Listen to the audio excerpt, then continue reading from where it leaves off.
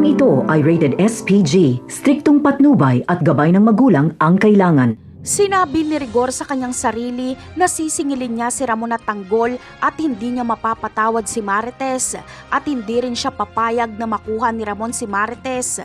Isa lang ang ibig sabihin ni Rigor, mas gugustuhin niya na lang na patayin si Marites kesa mapunta ito kay Ramon. Maiiputan kasi sa ulo si Rigor kapag mangyari ito at hindi niya ito matatanggap. Kaya ligtas si Marites sa loob ng kulungan kesa nasa labas ito at nagpapakita pa kay Rigor. Samantala, kapag malaman ni Ramon at Tanggol ang nangyari kay Marites, ay agad silang kikilos para mapalaya ito. Si Ramon ang magiging responsable sa pagpapalabas kay Marites dahil sinisisi niya ang kanyang sarili. Dahil sa pagkasangkot ni Marites kay Ramon, kaya siya nakulong.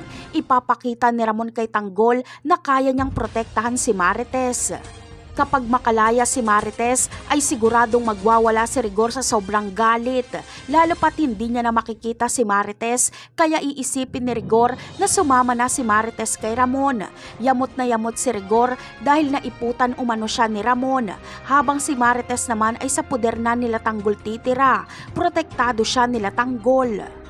Habang si Don Julio at Ramon naman ay kinakailangang lumipat ng tirahan at dahil sa dadalawa na lang sila ay doon na muna sila sa mansyon nila Tanggol pansamantala. Alam kasi ni David ang bahay ng mga Montenegro kaya kapag magising si David ay ituturo nito ang mansyon ng mga Montenegro pero wala nang aabutan doon ang mga kapulisan. Matutupad na ang hiniling ni Tanggol sa Poong Nazareno noon na sana ay mabuo ang kanyang pamilya. Makakasama na ni Tanggol ang kanyang mga magulang at dagdag pa dito ay ang kanyang lolo Julio at kasama niya pa ang tunay niyang ama at mga kaibigan. Pati si Tinding at Roda ay sa puder na rin ni Tanggol titira. Kaya dininig ang panalangin ni Tanggol noon dahil lahat ng tunay na nagmamahal sa kanya ay makakasama na niya. Habang masaya si Tanggol ay yamot naman si Rigor at David sa kakahanap kay Ramon at Tanggol. Napakarami pa nating dapat abangan sa mga susunod na episode. Paalam!